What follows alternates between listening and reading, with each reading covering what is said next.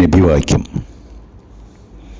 ഒരു മനുഷ്യൻ ഭക്ഷണം കഴിച്ചിട്ട് അല്ലെങ്കിൽ വെള്ളം കുടിച്ചിട്ട് സർവ്വലോക സൃഷ്ടാവായ ആ സാക്ഷാൽ ദൈവത്തെ സ്തുതിക്കുകയാണെങ്കിൽ ആ മനുഷ്യനിൽ തീർച്ചയായും ദൈവം സംപ്രീതനായിരിക്കും. മനുഷ്യർക്ക് നൽകപ്പെട്ടിട്ടുള്ള അനുഗ്രഹങ്ങൾ എണ്ണമറ്റതാണ്. അവ ഒരിക്കലും എണ്ണിത്തിട്ടപ്പെടുത്താൻ കഴിയില്ല. മനുഷ്യരാവശ്യപ്പെട്ടതും അല്ലാത്തതുമായ ധാരാളം അനുഗ്രഹങ്ങളാണ് അവർക്ക് നൽകപ്പെട്ടിട്ടുള്ളത്. പ്രത്യക്ഷമായും പരോക്ഷമായും അവ നിരന്തരം ലഭിച്ചുകൊണ്ടിരിക്കുന്നു. നമുക്ക് നൽകപ്പെട്ടിട്ടുള്ള അനുഗ്രഹങ്ങൾക്ക് നന്ദി ചെയ്യണമെന്ന് മനുഷ്യരോട് ആഹ്വാനം ചെയ്യുന്നുണ്ട്. ഖുർആനിൽ 36-ാം അധ്യായത്തിൽ 35-ൽ പറയുന്നത് ഇങ്ങനെയാണ്: ഭൂമിയിൽ ഉൽപ്പാദിപ്പിക്കപ്പെടുന്ന ഫലങ്ങളിൽ നിന്നും അവരുടെ കൈകൾ അധ്വാനിച്ചുണ്ടാക്കിയതിൽ നിന്നും അവർ ഭക്ഷിക്കുന്നു. എന്നിരിക്കെ അവരെന്തുകൊണ്ട് അതിൻ്റെ സൃഷ്ടാവിനോട് നന്ദി കാണിക്കുന്നില്ല?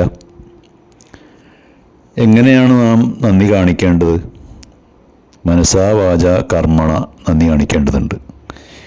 ഈ ഭൂമിയിലുള്ള നാം ഉപയോഗിച്ചുകൊണ്ടിരിക്കുന്ന വായു, വെള്ളം, ഭക്ഷണം, വസ്ത്രം, വീട്, വാഹനം തുടങ്ങി എത്ര അനുഗ്രഹങ്ങളാണ് നാം യഥേഷ്ടം നിത്യേന ഉപയോഗപ്പെടുത്തിക്കൊണ്ടിരിക്കുന്നത്.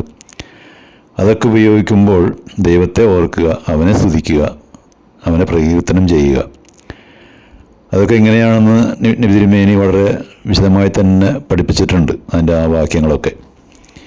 അപ്പോൾ അതേപോലെ ദൈവിക നിർദ്ദേശങ്ങൾക്കും വ്യവസ്ഥകൾക്കും അനുസൃതമായ ജീവിതം ചിട്ടപ്പെടുത്തുക, ദൈവം നിരോധിച്ച കാര്യങ്ങളിൽ നിന്നും പൂർണ്ണമായും വിട്ടുനിൽക്കുകയും അവൻ അനുവദിച്ച കാര്യങ്ങൾ മാത്രം പ്രവർത്തിക്കുകയും ചെയ്യുക.